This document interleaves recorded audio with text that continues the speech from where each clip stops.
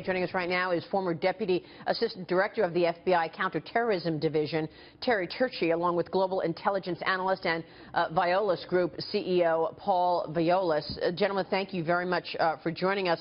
Terry, let me kick this off with you. What are your thoughts in terms of what the FBI needs right now? We were just talking with Jim Kallstrom, former Assistant Director, who says the FBI needs more resources. What does the FBI need in terms of getting at this motive and more information on this mass shooting? Well, let's take the resources first, Maria. I agree with Jim Kallstrom. The FBI does need more resources. And I think the specific issue is what kinds of resources. Does it need more agents? Does it need more people to go out and surveil all of this volume of suspects? All those things will have to be discussed. Probably a lot of them will actually be discussed in public in the coming weeks as Director Comey goes before Congress and lays out what he needs. Translators, that type of thing. As to motive, clearly there's a bigger burden on the people out there in the field that are going to have to finally tell us what this is. So it's really easy for me to say I think this looks like terrorism. There's several things that I think are hanging up the answer to this. They'd like to probably find something very, very specific that ties one of these two people to somebody back in the Middle East, to somebody in ISIS, to somebody in any kind of terror organization, to be able to say that there was something going on here. There was some recruitment, there were orders exchanged, there were emails, something like that. The problem is we may not find that. We've been telling people in the public for a long time now that we're approaching a phase where perhaps these people could radicalize themselves, and there may be no apparent connection at all between ISIS and the people that they're trying to recruit out here online or elsewhere. If in fact this is the case here today, then we're entering kind of a new phase, and we're going to have to be able to discuss it in a different way and to maybe make a conclusion in a different way. So this is going to be new for us one way or the other, because from a psychology perspective, he doesn't really look like your average terrorist either. There were finally changes in his personality when he came back, but nonetheless, he doesn't kind of lead up to this looking like your average terrorist. So this is a really interesting learning experience for all of us. Yeah, looking like your average terrorist looks more like watching Homeland to me, and I mean that quite seriously. I am unnerved by this. They were armed with assault rifles, wearing tactical gear, and they were wearing GoPro cameras, Paul Viollis. It certainly does feel like we're entering a new phase of this. Why the GoPro cameras?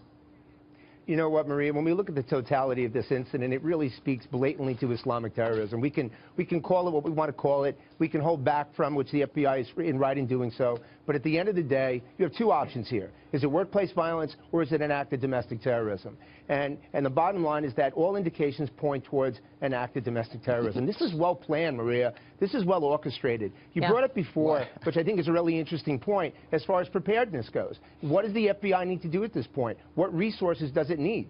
Actually, I think that you're going to find that Director Comey is going to move more towards putting more assets in the area of investigating crimes such as this in the cyber area and in social media. We want to know who these guys, who he was communicating with, how he was communicating with them, and that's going to be the telltale sign as to who was connected here. Our surveillance ability in this country has been decimated because of Edward Snowden and Jim Comey repeatedly for months and months and months, even before the Paris terror attacks, was pleading for greater ability to do surveillance in this country. The NSA metadata program is now over with a replacement that is surely going to fall short, and you have no way of getting into encrypted devices, and you have no back doors into encrypted apps and the like. Isn't that true? Right. You know, if I could weigh in just go ahead, for a Steve second. Rogers from the FBI. Go ahead. What's frustrating me is last night it was mental illness. Then we talked the president gun control, and you're right. Why can't we just call it what it is, regardless of what the motive? It's a terrorist attack, for goodness sakes. And I guess Terry Turchie, it's because it doesn't fit in with the administration's narrative of ISIS is contained, the terrorists are on the run. Oh, please. Well, look, the administration's narrative for a long time has been that terrorism is caused by climate change, or terrorism is caused by poverty, or terrorism is caused by lack of education. That's right. The problem with all of that is, if you look at terrorists, a lot of them are highly educated. Very few of them that I knew of came from poverty. None of that makes any sense, and that's a real problem. And what that does is it confuses the public.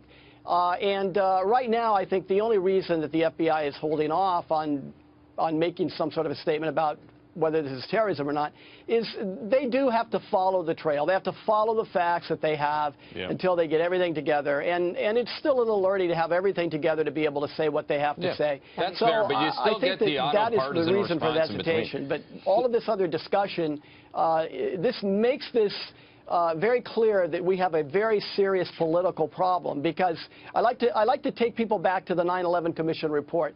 They were very clear. They said the transnational gravest threat facing America going forward is a threat of radical Islamic extremism. What I want to know is where and why did we change how we felt? That was a bipartisan commission that seemed to have it right, and now I don't think we have it right at all. Terry Turchie, Paul Viollis, good to have you both. Paul, did you want to make one quick point? Yeah, just one last thing, Very Maria. quickly, and I want to finish intelligence gathering. If our government puts the politically correct handcuffs on law enforcement, we can expect to see a lot more of this. Those handcuffs need to come off, and we need to do what we need to do to protect America. And that's what we're hearing across the board this morning. Gentlemen, thank you very much for your time.